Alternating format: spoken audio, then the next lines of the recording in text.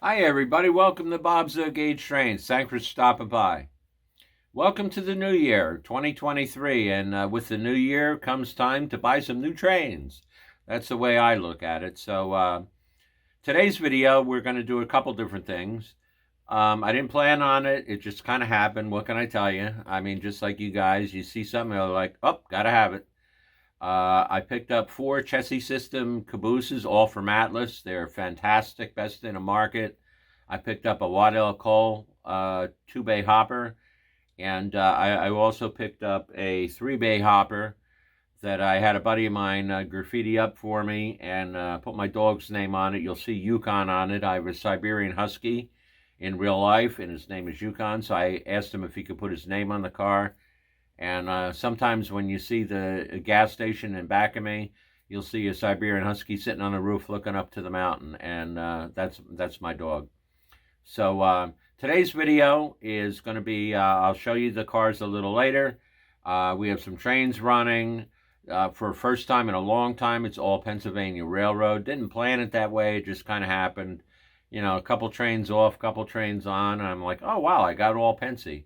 So today's going to be all Pennsylvania, but it's also going to be dedicated and shouting out to one of my friends and subscribers. I'm lucky enough to have a bunch of people respond, and I've heard a lot from some people outside of the country and overseas. Social media and the internet can be a really good thing if used properly. I've made a lot of friends through both YouTube and Instagram that I would have never met without it.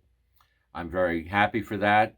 5 very special friends that I've met through Instagram. We've formed a group called the 3 Rail Lounge. It's TJ's Toy Trains, 3 Rail Tom, Big Train Hawaii, Jay's O-Scale Trains, John's Trains, and myself. And we have a very close group. We talk quite often. We text every day. We do live streams. We do FaceTimes. We've done meetups a couple times, some of us, because we're kind of spread out all over the country. We have Pennsylvania, Jersey, South Carolina, Florida, and Hawaii. But we're all planning to get together in April in York, so look out, York. It's going to be a party. So I'm lucky enough to meet them, but I'm also lucky enough to meet, at least through YouTube, some very special people. I've heard from a fellow in Mexico, Vietnam, Germany, Canada, and today's video is dedicated to my buddy Dennis that lives in England. And Dennis had asked me a long time ago, but I've kind of been tied up trying to coordinate things, and although I've been open in the channel for a year and a half, you know, I'm still learning too. So this is out for Dennis, who asked a while ago if I could do a video on wiring. So today we're going to talk about how to wire a layout.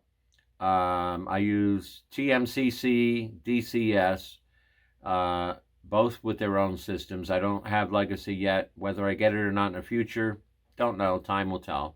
But I do use both TMCC for my Lionel and DCS for my conventional, and Protosound 1, 2, and 3.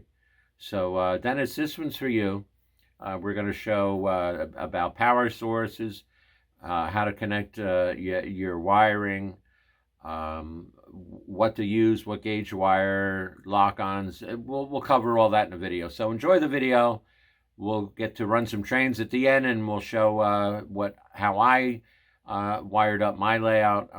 It may help you somewhere down the line in yours, or you know what, if it gives you an idea, that's what this is all about. So sit back and enjoy. Okay, everybody, so here we go. We're going to do some basic wiring instructions on how to wire up your layout. Generally speaking, most O-gauge layouts wire pretty much the same. There is room for a little flexibility, but it's basically the same. Now, keep in mind, there are 2 rail and there are 3 rail O-gauge tracks. A lot of people use 3 rail, but likewise, there's a lot of people use 2 rail. It all depends. We're going to demonstrate on how to hook up a 3-rail track system. This is actually the back of a Z4000. Depending on what type of trains you have, or how big a train consist you're building, or how many engines, would depend on what kind of power source you need. If you're running, one engine and maybe it's post-war, you don't really need to go with a Z4000 or Lionel ZW. You can get the power bricks or something smaller, or if you are using command, or you are running bigger trains with multiple engines.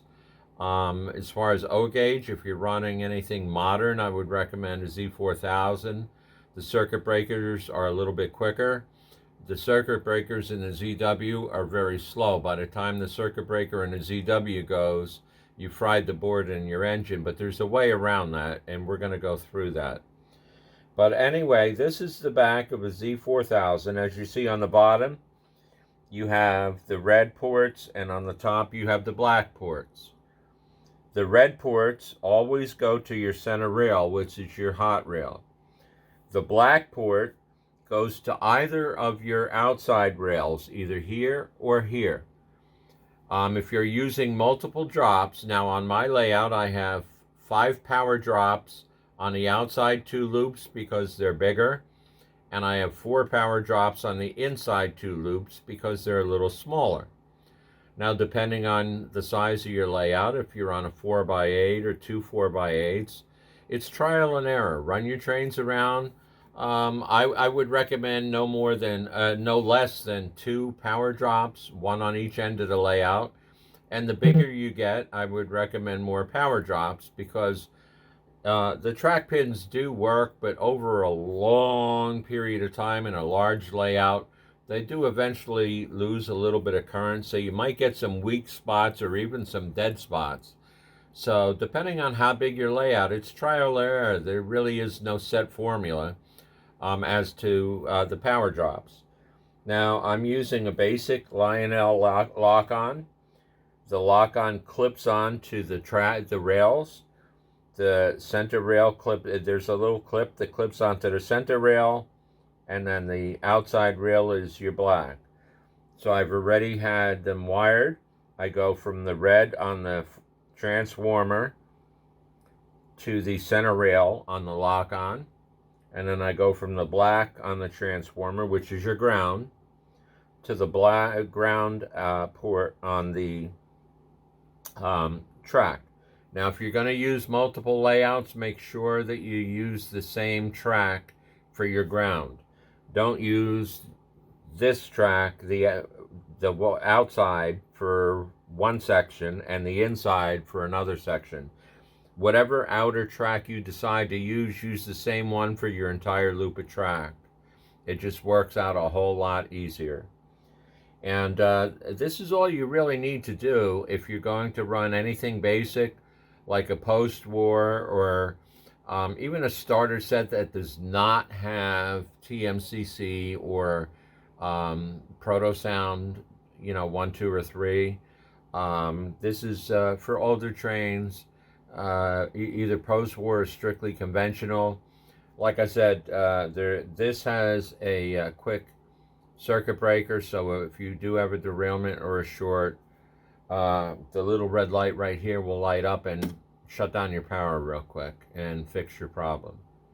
So this is how you operate a very basic piece of track and a layout. If you're running a loop with no switches, or older trains that maybe you got from your dad or your grandfather, this is fine and will work just fine. Okay, so here we go. We're on to the next step.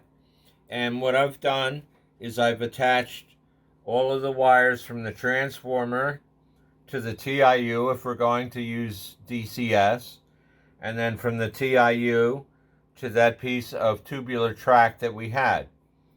Now, both on the transformer and the TIU, very, very important, they all have red thumbnails and black.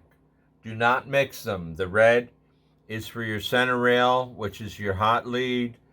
The black is for your outer rail, which is your ground.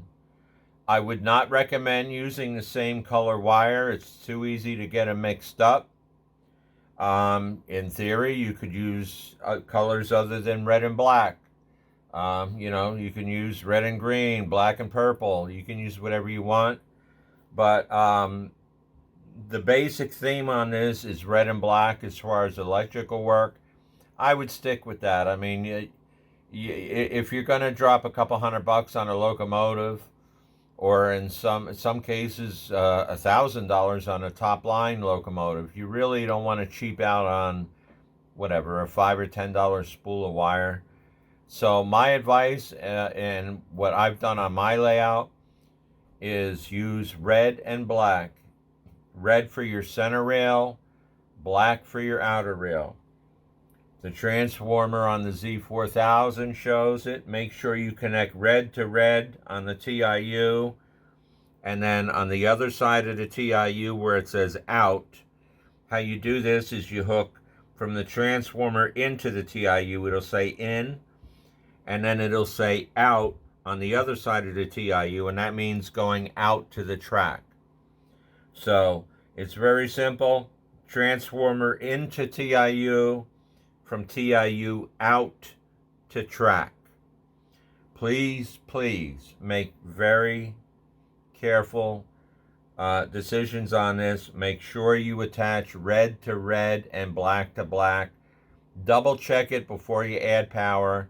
Otherwise, you'll have a short, and if you have a locomotive on the track, you may damage it. So please stick with red and black, just a recommendation, and you use that throughout your layout. And if you ever do have an issue somewhere, it gives you better insight as to where to look as to solve the problem. Now, most of you might be saying, what is this here? Okay, this is actually a fuse, or in some cases, some people call it a circuit breaker. What this does is it adds added protection to if you have a TIU, or in this case, a Lionel command base. I'm going to do another video coming up on attaching. Originally, I had my Lionel command base hooked up to my TIU, and I was running my TMCC and Legacy locomotives with my DCS remote. It does work, but it runs them in conventional mode. It does not run them in command. And although it does work, the success is okay. It's satisfactory, but it could be better. I picked up a Cab 1L and a TMCC remote. I don't have Legacy. I may get it down the road, but right now I don't have it. I run my Lionel trains. I have a TMCC and a Legacy locomotive. I run them with a command base and a Lionel TMCC remote. They run fantastic. I also run my MTH with my DCS remote and my TIU. They run fantastic. In a video coming up, I'm going to show you how to wire them separately or together, depending on what you have. If you want to run everything with your DCS remote, I'll show you how to connect your TMCC base to your TIU and run it with your DCS remote. If you have both systems, or even if you have one system, I'll show you how to run the Lionel TMCC or Legacy separate from your DCS and Protosound locomotives, but without rewiring anything on your track. It's actually very easy. Anyway, back to this. Honestly, these are $3.95. It's well worth the investment to spend $4 to protect your TIU, your boards on your locomotive. And what this does, the wires are still clipped together. You just undo the bag tie. You hook one end to the red, very important since it's red wire. Always connect red to red, black to black. Connect it to the red port on the outside of the TIU to the track. What that does is it protects your electronics in your TIU. If you have a derailment or a short or an issue on your track, it will blow the fuse in this and not backtrack to your TIU and fry your TIU. TIUs are not cheap. And it looks like this, and if you were to blow a fuse, all you do is you pop the lid open, and inside is nothing more than a car fuse, automobile fuse. Looks exactly like this.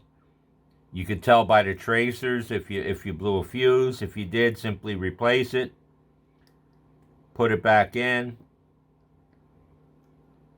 and then cap your lid back on. And you're good to go. For a $4 investment, it's well worth it. It protects all your electronics. Now, if you're not using tubular track, if you're using something like this, which I use, which is Gargraves, Gargraves does sell a separate lock-on, but there are two pieces to the lock-on instead of the one here. And the two pieces, one fits in, they fit in between the ties. One goes to the center rail, one goes to the outside rail. And as you see in the bottom, you kind of slide it up into the slit, and it hooks up exactly the same way as this. Or you can simply spread the rail a little bit and push the wire up and solder it directly to the rail. Drill a hole in your table, feed the wire down through the hole. You won't see any wires. Either way is okay. It's all personal choice. Like I said, with most things, I mean, we kind of have to do it basically the same way, but there is room for variance and different ways of doing it. This is just a basic idea on how to hook up your track and your electrical power to your layout. I'm going to have another more in-depth one coming up where I'm going to show you a lot more. But that's basically where we are. So hopefully this will help you out a little bit. And like I said, there is another one coming up very shortly that will get more in depth as to what to do and how to integrate TMCC with DCS and run both systems with different remotes on the same layout without modifying the electrical work or the electrical connections you did to your layout, or how you have your track hooked up. So hopefully this helped you guys out and gave you a little bit of insight, gave you a little ideas. If you have any questions, feel free to leave a comment. I'll do my best to answer any questions that you may have. And once again, coming up very shortly, there's going to be another layout picking up from this and getting a little bit more in-depth. This is just a little bit to give you an idea of what to do. So I hope you all enjoyed.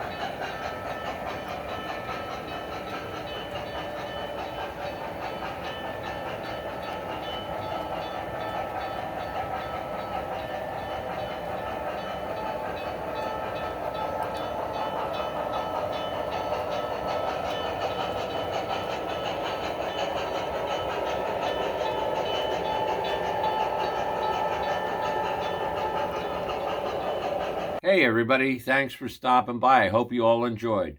We got to run some Pennsylvania trains. I got to show you guys some of the new caboose that I had picked up. It was a spur of the moment deal, saw it and had to have it. And we went over some different ways on how you can wire up your layout, and just suggestions as far as whether you're going to run conventional or command control. The hobby's supposed to be about having fun. And, if you run conventional, if you run Lionel, if you run Atlas, if you run MTH, who cares? Buy and run and play with what you like. That's what I do. So it's supposed to be about having fun. So I hope you all maybe got a couple ideas. If I sparked an idea or something that helped you with a question in wiring your layout and transformers and stuff, that's great. I want to thank Dennis in England for giving me the suggestion. Dennis, I'm sorry it took so long, but it's hard to just kind of coordinate everything sometimes with work and home and the YouTube channel. But I do get to every single one. When you leave a comment, I answer every one. If you give me a suggestion on what to see, you would like to see, I try to incorporate it somewhere. So if you're not a subscriber, please subscribe. Give a thumbs up if you like what you saw. Leave a comment. I answer everybody. I want everybody to take care, stay safe, and enjoy the trains.